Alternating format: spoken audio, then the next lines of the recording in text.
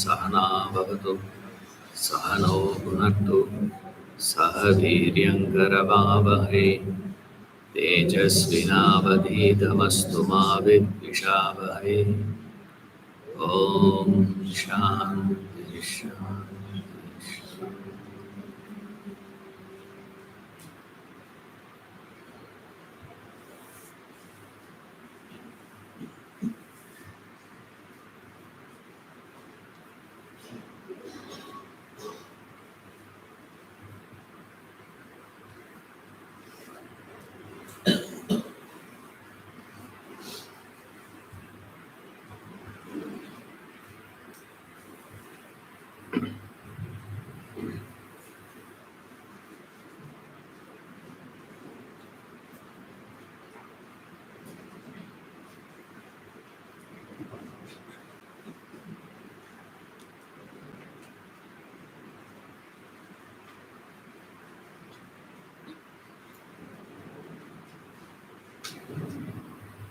There is only one way to speak about the truth. To speak the truth is to repeat it.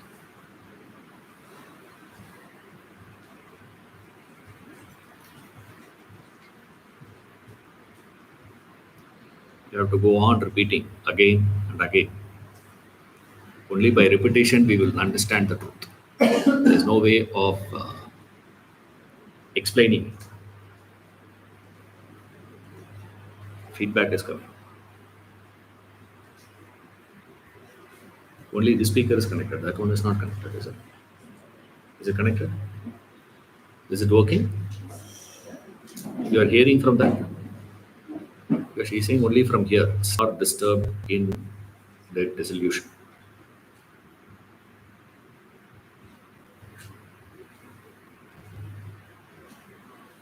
Having taken refuge in this knowledge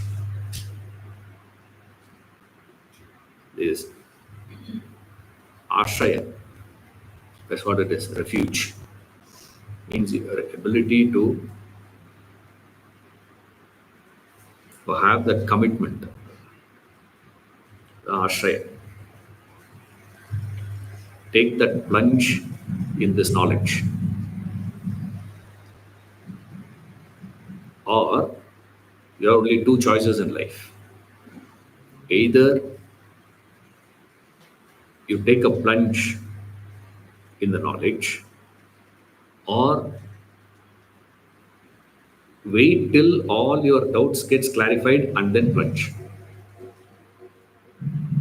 So either you take a plunge directly, jump in, or what you have to do is wait, clear all your doubts, and then jump in. Like if you have to learn swimming, there are two ways. One is go to the swimming pool, jump in the water. Another thing is study all the books about swimming, right? Understand the principle of swimming, and then jump into the water. But what you have to understand, either case, you have to plunge.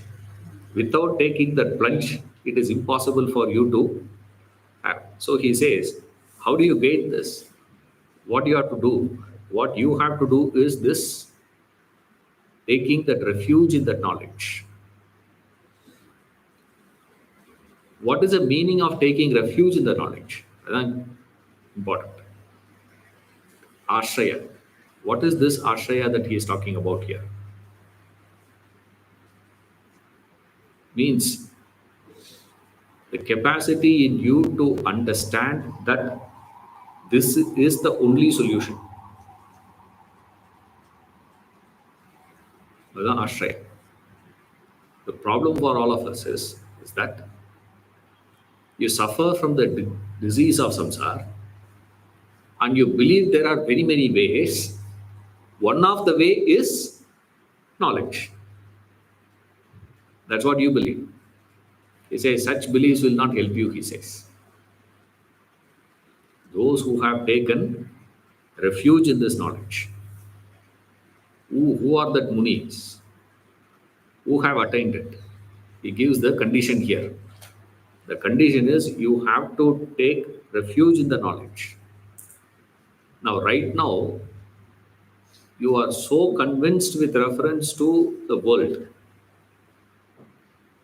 World is capable of giving you some joy. Of course, our world is giving me problems also. But there is joy also in the world, no?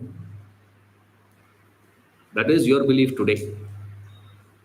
Today we have to believe is there is joy in the world. Right? Of course, there is sorrow also from the world. But joy is also there, sorrow is also there. That is your basic understanding. You are never convinced that it is wounds of sorrow. Somewhere else he says, no. What is this? This enjoyment that you are having from the world is what? Wounds of sorrow. It is there is nothing but sorrow. There is no joy here. Why you are not able to understand that? Because you are anchored in this to the world. So when you are holding on to the world so much, how will you take a plunge here? See, when you have such a belief that your ways of living, what you are doing is the right thing to be done in life.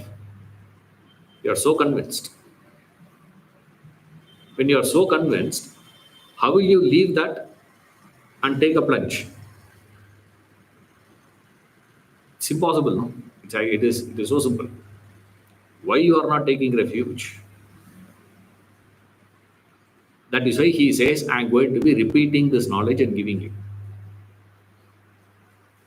Why you have to go on telling that person again and again and again. That is the knowledge is going to be given now. Remember, there are two types of knowledges. Like the Upanishad say, there is Paravidya and Aparavidya. Higher and lower. Not lower, it is not higher.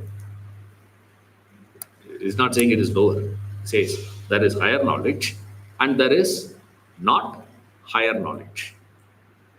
Not lower knowledge. Para means higher. Apara means not higher. That doesn't mean lower. See, it's a highest knowledge. Which is the knowledge that you are going to be gaining? You are supposed to be gaining that knowledge of Paravidya, but that Paravidya you cannot directly connect to.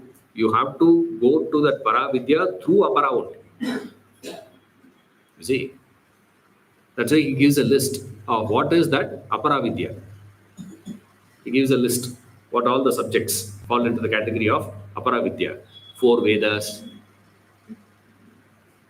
First thing he says is 4 Vedas and 6 Vedangas. All that is Aparavidya. Then what is Paravidya? Is there anything higher than the Vedas? That you can gain? What is the subject you can study which is higher than the Vedas?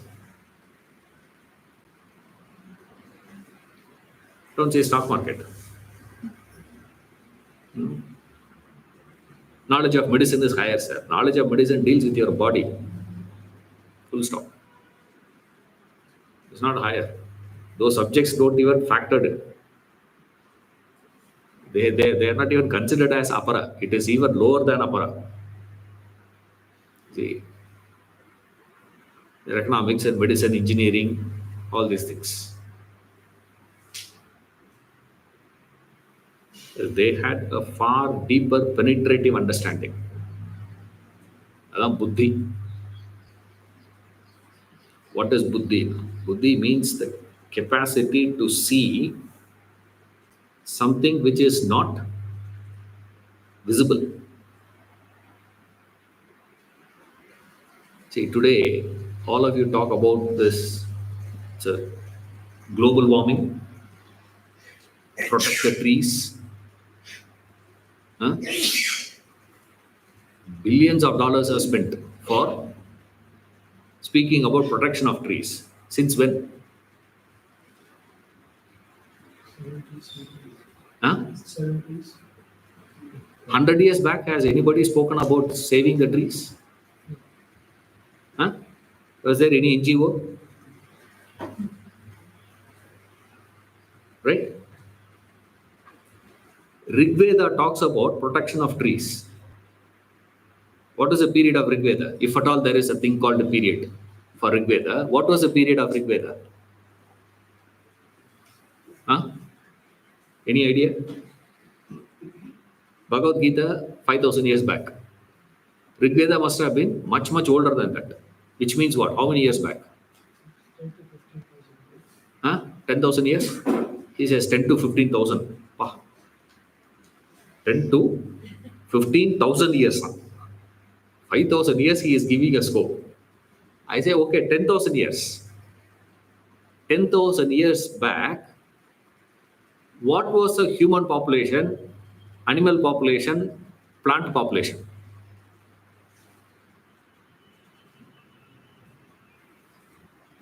What was human population at that time? Rigvedic period. Huh? Whole world put together, even if you include, it will not be more than 1 crore. Entire earth put together will not be than a crore actually during Rigvedic period. Take only India, this region. What would have been the population? 1947, 30 crores. Before that,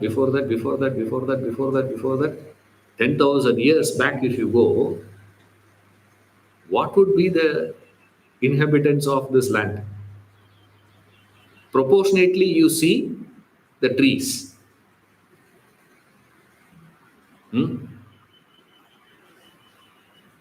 One human being to how many trees you will have? Easy 1,000 trees. One human being is to 1,000 trees was the ratio. At that time, Rigveda says, cutting a tree is equal to killing a Brahmin, 4 Brahmins.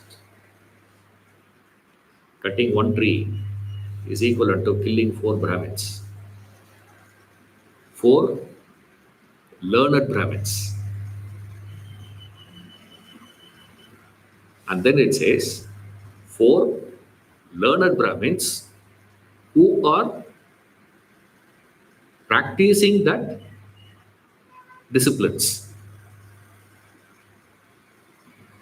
You would have learned. You may not be practicing. Isn't it? There are so many people who have studied so many things. You don't practice that. So these people who have studied the Vedas, he's a learned Brahmin, but he is not practicing. So it qualifies. Beautifully it qualifies. It says, 4 Brahmin who, those 4 Brahmins have learnt the Vedas. Not only they have learnt the Vedas, they are practicing.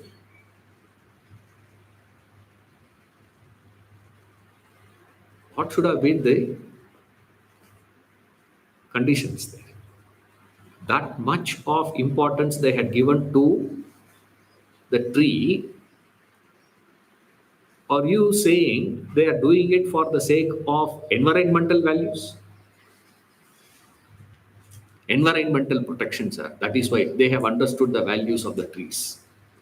You mad? What was the population of the trees compared to human beings? And you are also talking about today environment one, not because of environment. Environmental things we started discussing only for the welfare of one species. You see, no NGO works for the welfare of any other species. If at all you are working for another species, you are doing it only for what? because it is such a valuable one for human beings. Le- Mosquitoes is not a valuable one. Has anyone created an NGO to protect mosquitoes? Is there any NGO? NGO, activist. Environmental. Do you have any NGOs protecting mosquitoes? Why? Butterflies also they have. Why is that? Because mosquitoes is a nuisance for humans. After 200 years, one fellow will identify. In fact, humans were having all these things. Your kidneys are functioning only because of mosquito bite. Right? One fellow will find out research and say, after that, what will happen? Suddenly, you will find about 500 NGOs being registered all over the world. For what? Protection of mosquitoes. Amazing to see. That's what he says. He says, take a refuge in the knowledge. Taking refuge in the knowledge doesn't mean you study. It's not just a question of studying. It's not just the study of Vedas also, Vedanta also. Then what is this taking refuge in the knowledge? The capacity of yours to take a plunge and wander in the unknown terrain. You're not taking refuge in the knowledge. Taking refuge now, immediately all of us will say, we are all interested in learning Vedanta, so we are also falling in the same category. No, you don't fall into this category, please. If you have to fall into this category of verse 2, what is required? Do you have the capacity to walk around in unknown terrain? See, that's why today when we go into the jungle, we always take one guide with us. Why? Two turns you take, you will not know where you are. See, you need a guide. Without a guide, if you plunge in, what will happen? That's why we say, who is the most courageous person? That fellow who said, let us see what happens no, when you go in that ocean. Because it is so clear and so obvious when you are standing in the shore, the beach, and see the waves keep coming. And when you are standing in the beach, you got to remember there is no higher, lower, all those things. So as far as we can see, they are seeing the waves coming. Right? As far as they can see. Waves keep coming, waves keep coming. Now I have to take my boat, pass through that, and if I go into the edge, what will happen? I'll follow. Correct? One fellow said what? Let me go and check, no? And he takes a plunge and takes a ship and he goes, takes a boat, goes, he passes through, and all these people are standing in the shore and clapping. Okay? And he keeps going, he keeps going, he keeps going. After a point, what happens? All these people see from here the ship is falling. Right? And as far as that fellow is concerned, what is it? He's still going straight. He's still going straight. He's still going straight. He's still going straight. He's still going straight. He goes, and gets lost. never returns because he doesn't know how to come back. There's no road, no. There's no road sign, nothing there. So how will you come back? And as far as these people are concerned, they saw this fellow passing. He goes, the boat fell. Next attempt, will anyone do? Will anyone attempt to go now? As it is, passing the waves is scary, right? In spite of that, one fellow says, let me also try and see what happened to that guy. Let me go. You see, that is called taking refuge in the knowledge. Taking refuge, Ashraya, now we think, okay, we will also come to your Vedanta class. Gita class, I will come and sit, therefore I have this. Not that, please. Don't get fooled. See, so he says, wandering, this Ashraya means echo is increasing. Reduce the volume. Yeah. Now better, no? Open that.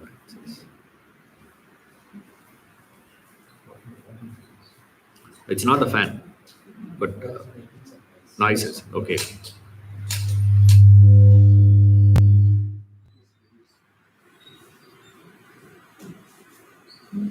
Yeah.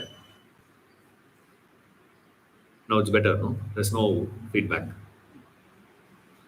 Yeah. Okay.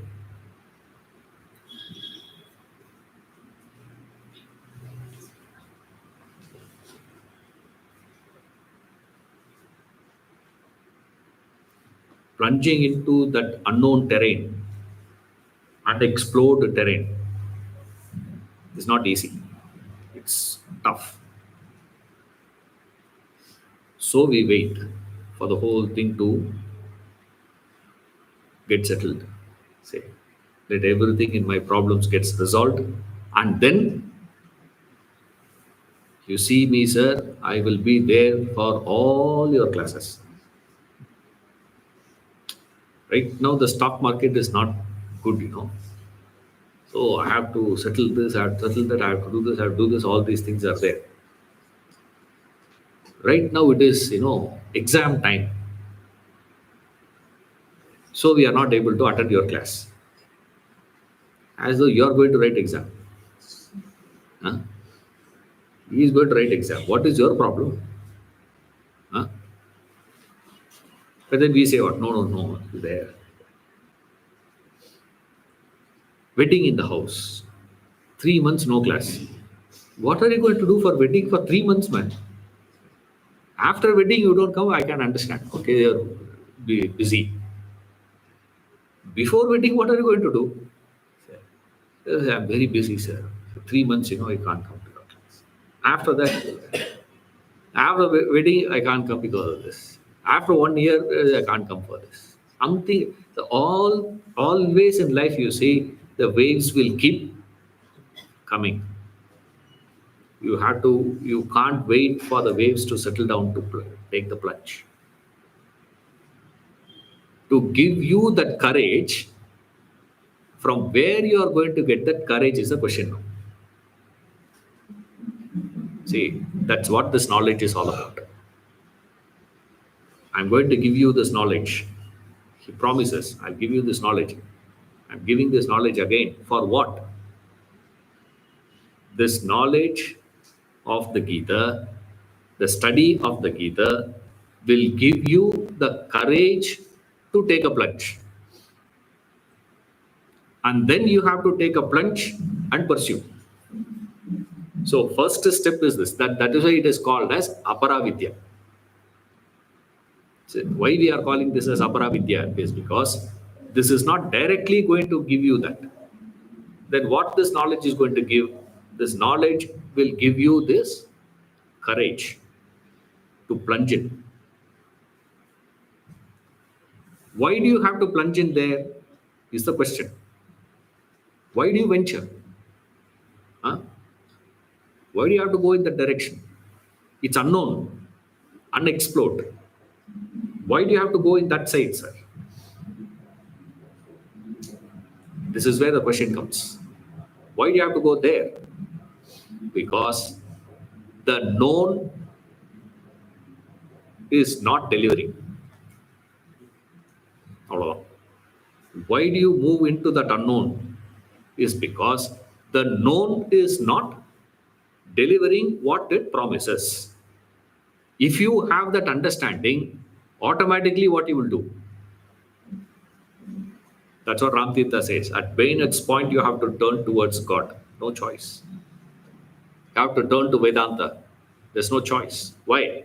Because somewhere down the line, you will understand that it is not delivering.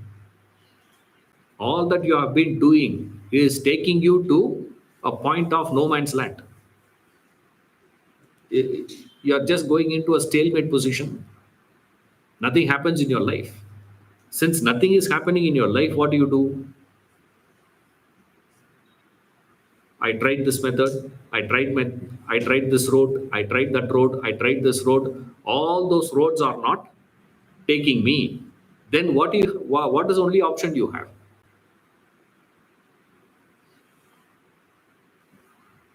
Plunge into that road which is not explored.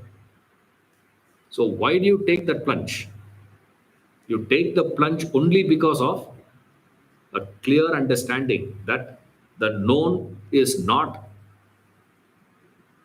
giving me what I wanted. What is it that I'm expecting from anything in the world, sir? I expect only security, peace, happiness. That's all. Nothing else you expect. World promises that, but it is not delivering.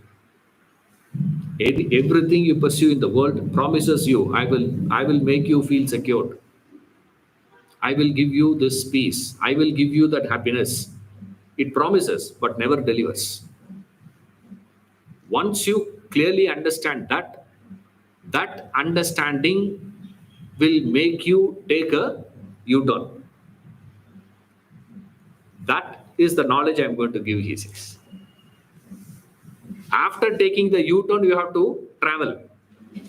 That's the next step. Don't get mixed up, please. You're all following me, no? Don't get mixed up. Many of us have assumed taking the U-turn is equal to spirituality. No. You have just moved that direction. Instead of this, let me explore here. That shifting itself doesn't take you anywhere, please. That's only a first step. For us, the first step itself looks like the final. That's the initial step. I keep telling people in the academy. See, one thing is to take a plunge to do the 3-year course.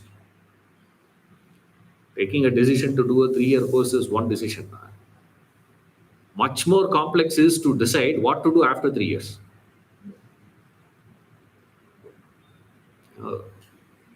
How many of you have visited academy? Oh, many of you have not visited. I see. You should visit there once. You go there and speak to them, you will understand. You'll always find the students who have just joined will look so clear. Right? And all those fellows who have been there for 15 years, 20 years, not confused. They will look, see, usually it will be the other way around, no? Initially there is confusion, sir, but as you keep studying, you will get clarity, right? That's how it should be, no? In the subject, ulta.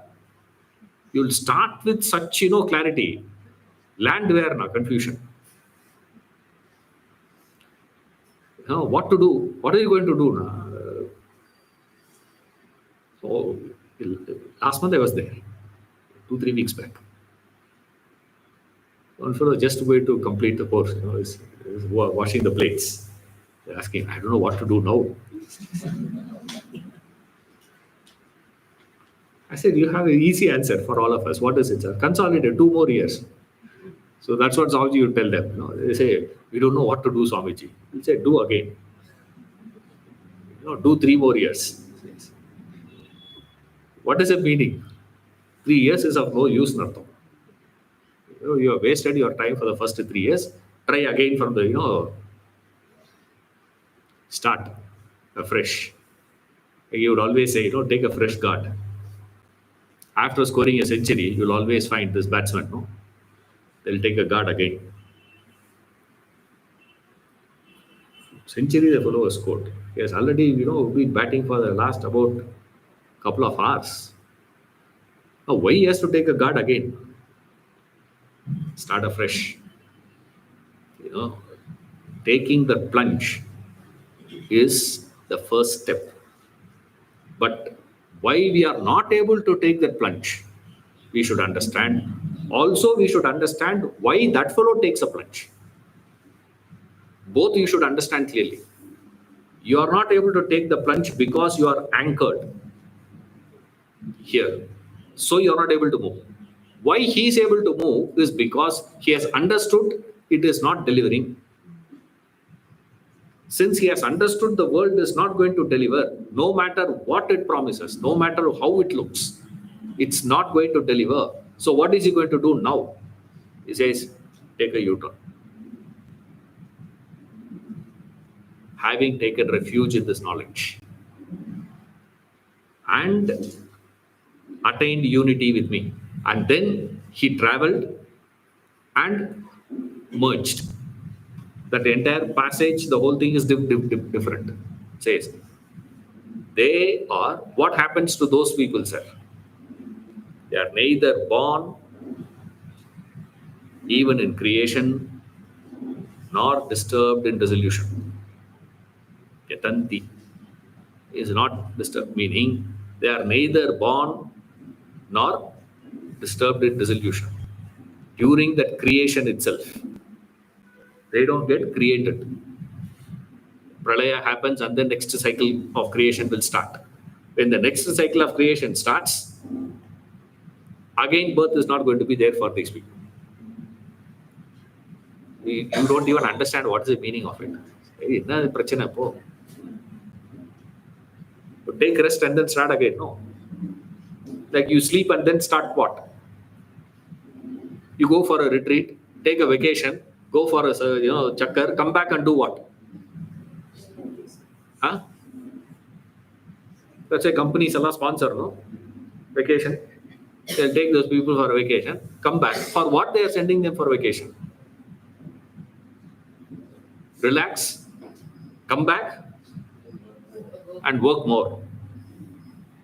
That is why they are giving you money. That is why they are saying go for vacation there. I am sending you to Switzerland. 1 week, family. You go with your family, spend time, come back and do what? Do what you were doing earlier with more intensity. Remember that exactly what happens at the time of this dissolution and creation. All that happens is what? You have been so involved, so tired with your involvement in the samsara.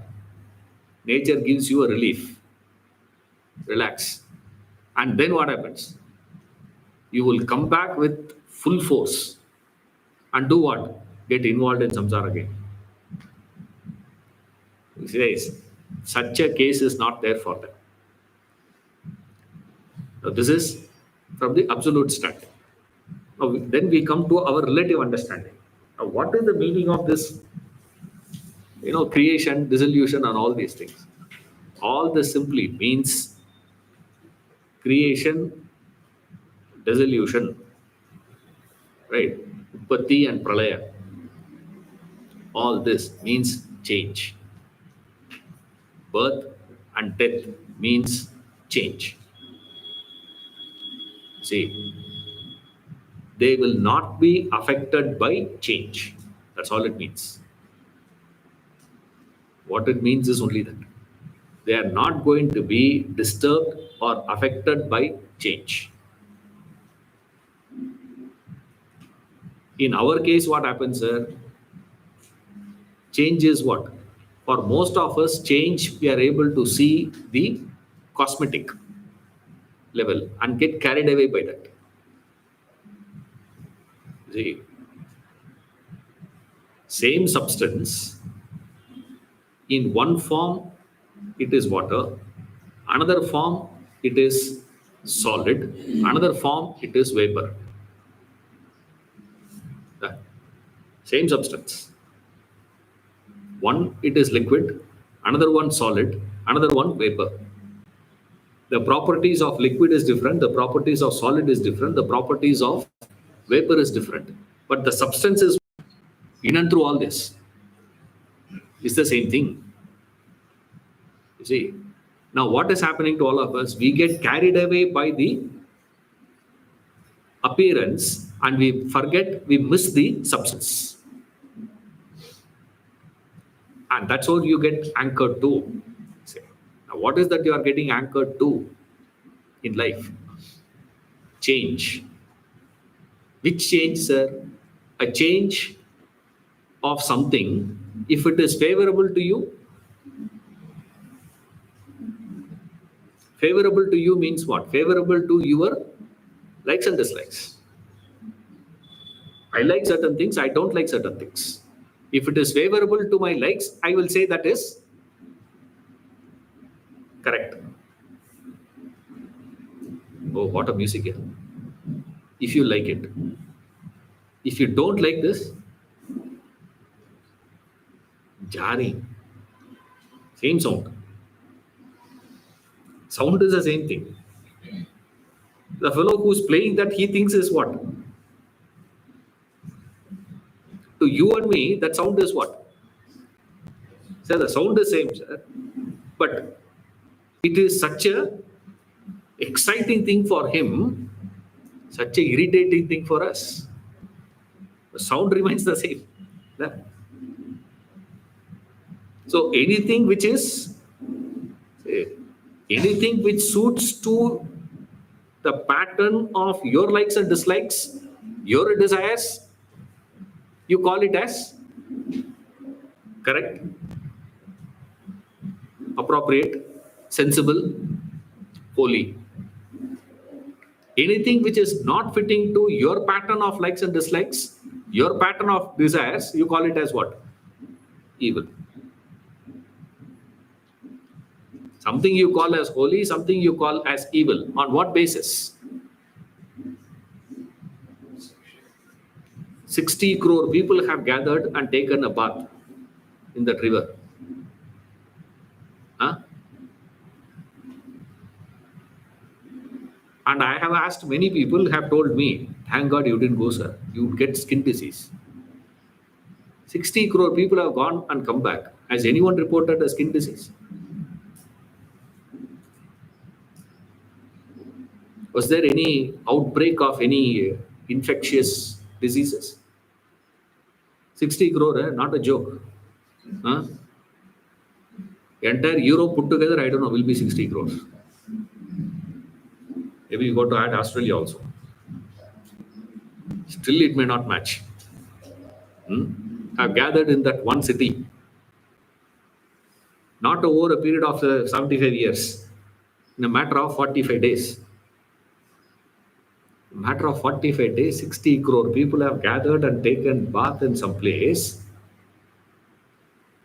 Still, this fellow says what? Skin disease, you will get. Another fellow says it is such a divine experience. So one fellow calls it as this, another fellow calls it as this. Even the same. What is the difference? It only shows the pattern of your likes and dislikes, your desires. And that's what he says. Just a pattern. But the tragedy is what? Can you remain static? This is where the problem is. Remember, when we say desire, what you don't understand is this. Follow the subtle step here. Right? Law of nature is it will keep changing. Right? The changes will happen. You cannot stop. You cannot arrest the change. But the problem with the desire is it will always take certain things as preferred, certain things not preferred. And the moment it is stuck with this likes and dislikes, ragadvesha, it will immediately go and grab that particular environment, that particular scenario, which is favorable to it, and it will attempt to arrest it and make it static. But the law of life says what? Nothing remains static. But your attempt will always be what? You should love me. You should love me forever. Imagine the person were to come and tell you, yeah, I was loving you earlier, man. Now my love is lost. Now I am not loving you anymore. When that person says, how do you see that? You see the whole scenario as the other fellow cheated you, correct? The other party has cheated you. Hey, you were loving me earlier? Yeah, I was loving you, but now it's not there. Now what do you want me to do? It's changed. Not only that, you say that you got to love me alone forever the way that you are loving me today. How many conditions you see? Is there any possibility of any one of these conditions be fulfilled? Nothing is possible.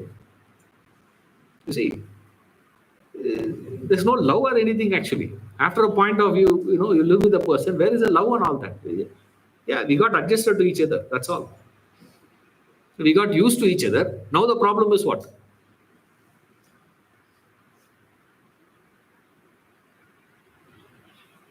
You can't live with it, you can't live without it.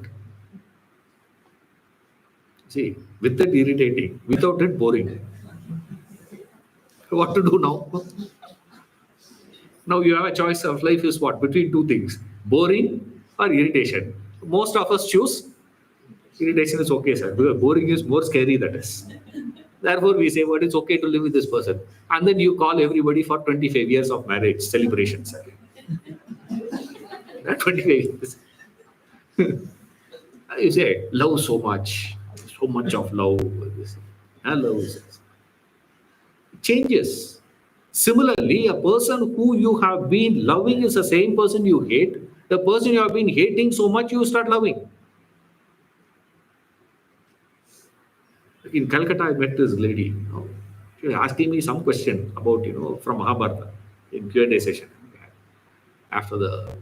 So she was asking a question. Sir, this have been my perennial problem.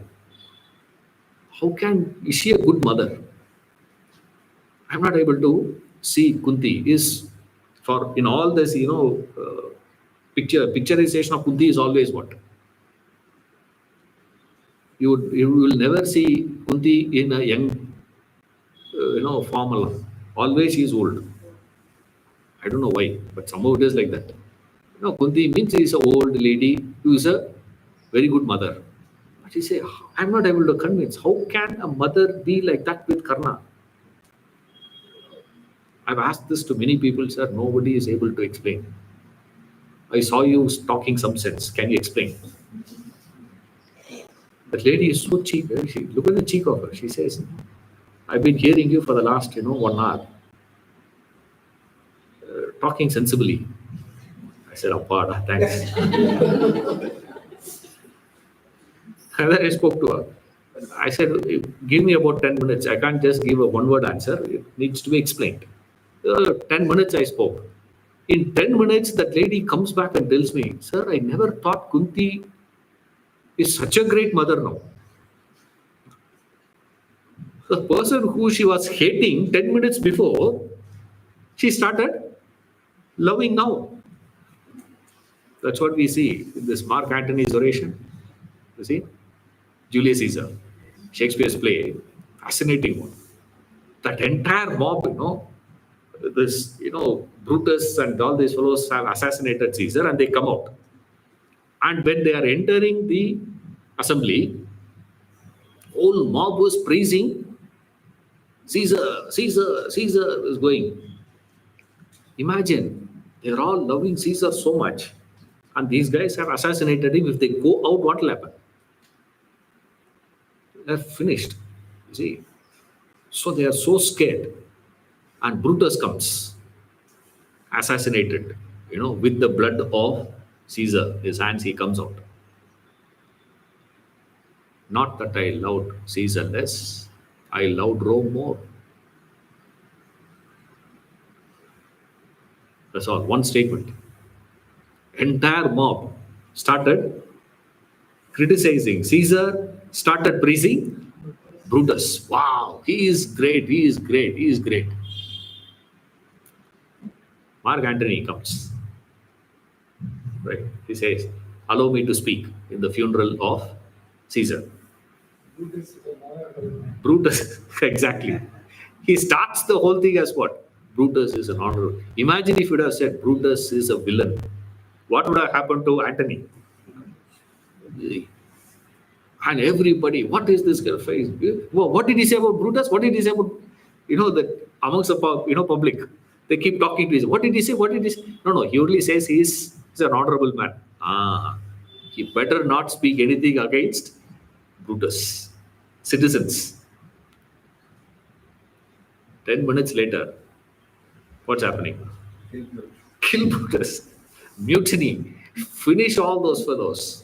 Burn everything. There is no one more honorable in Rome than Antony. From Caesar, it went to Brutus. From Brutus, now it has come to Antony. From Antony, it will go to another fellow. If one more fellow had come and spoken to those guys, now something else would have happened. That's what Shakespeare teaches. Says, what is going on in this world? If something is favorable to you means what? Favorable to your desires. Immediate tendency of your desire is to arrest that scenario and maintain it the same way.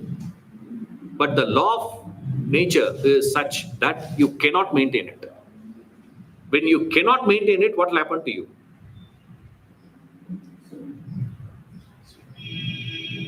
Agitation comes. All stress is only this. But changing one, you are attempting to arrest, which is an impossibility. And it is when it is not fitting into your pattern, you immediately start calling that as evil. Something which fits into your pattern, you will call it as holy. Says they are not affected. They're neither born or this. Why? They don't have this attempt of arresting the changing phenomena. The change will happen. You can't stop it. It will keep happening. But these guys don't get affected by it. Why? Because they do not carry this likes and dislikes as a reference point to.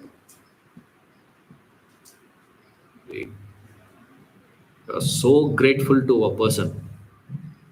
To the same person, you will become so ungrateful. Ingratitude. It's amazing to see how life goes in a cycle. See, you will swear by that person. That same person you will start hating. It's amazing. It happens. That's why we say, don't get carried away by people claiming you. Become objective. The cycle will keep moving. The problem is you can't see the total cycle. You don't see the totality. You see one part and get fixated to that part. That fixation these people don't have.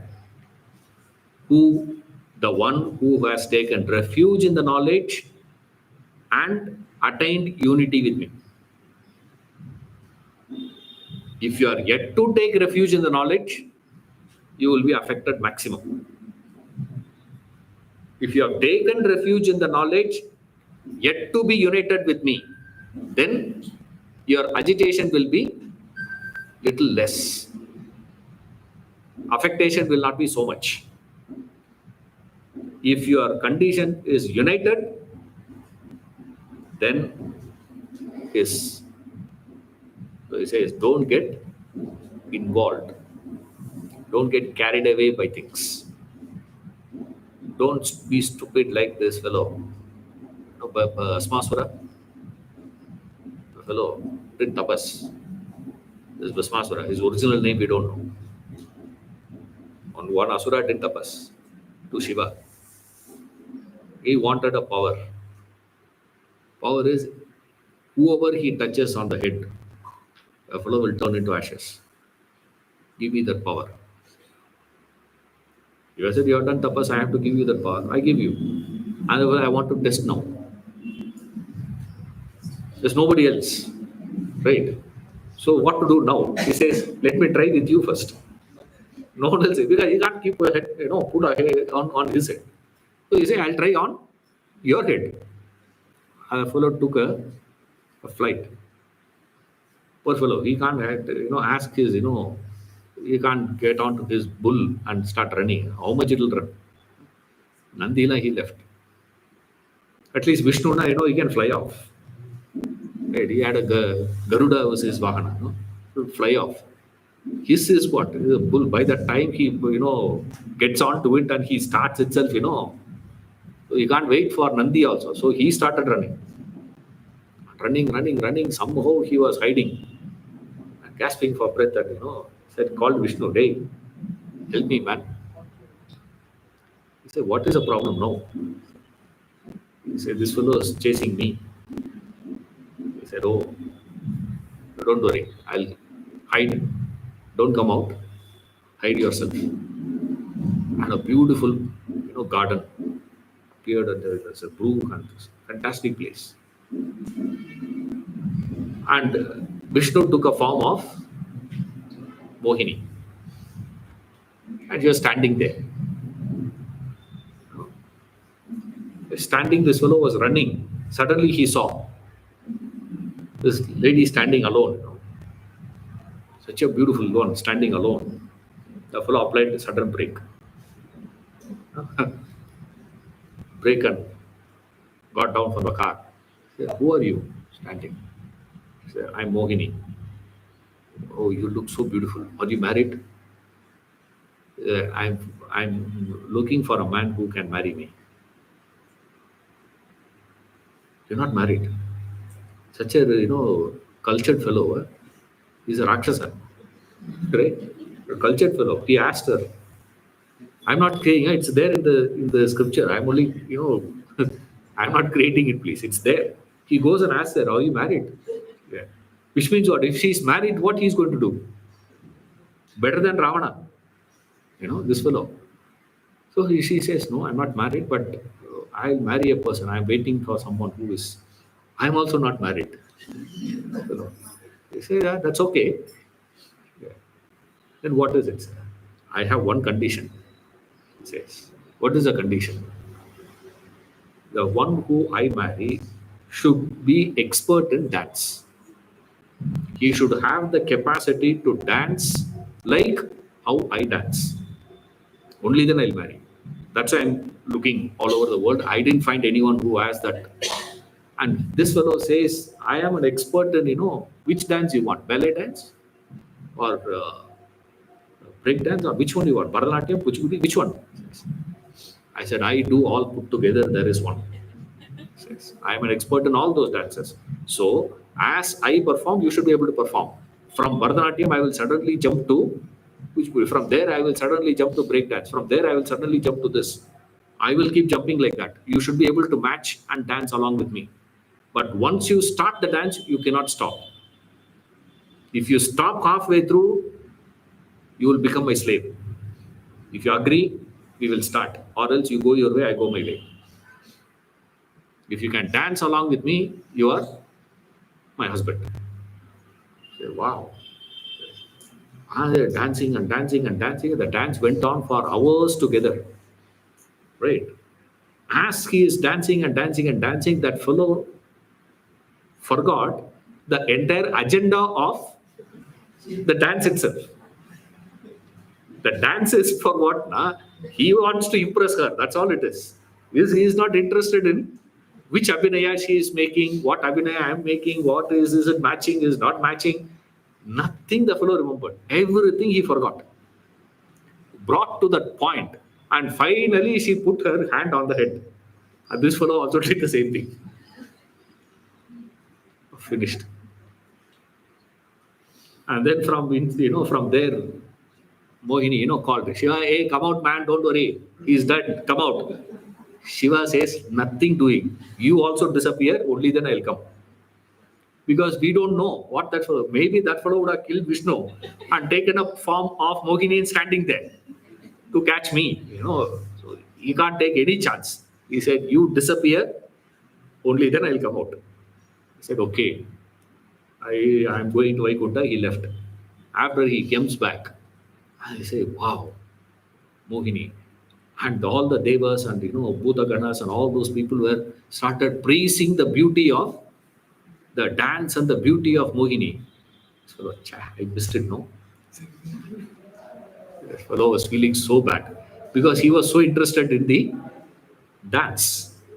Nataraja, he is a king of dancers. So such a person who is so interested, he missed it. How this Bhasmasura lost the whole thing? With one simple step. What is it? Dance and dance and dance and dance and dance to the tunes. You forget the very purpose. And the fellow forgot the very purpose. His whole agenda was what? Not marrying this lady. Whole agenda was what? To test whether that power that he has gained is true or false. That's the agenda. That he forgot completely. He forgot Mohini completely. He forgot this completely. Everything the fellow forgot. What is it now, sir? Only dance is in his mind. Don't be so stupid. Don't get involved in the transactions and forget the main agenda. Other than taking refuge. Having taken refuge in this knowledge and attained unity with me, they are neither born even in creation nor disturbed in dissolution. Dissolution of the created one. See, for us, creation, we are all agreeing to. Dissolution is the problem for most of us. That's why he says, not disturbed in dissolution. It's not affected when the whole thing, the environment that I have created, arrested, and kept, which is conducive for my desires to get fulfilled, when that situation gets dissolved, is not disturbed. That is the state of the person. What is the phala? What is the result of this knowledge? Who is qualified and what is the result? Is verse number 2. Verse number 1, he gave us what is the knowledge and what is the glory of that knowledge. Promise to teach. To who that knowledge will be taught? To the person who has taken the plunge. And once you have united, once you have gained that understanding, what will happen? Is verse 2. From verse 3, he is starting the knowledge. Right. See you next class.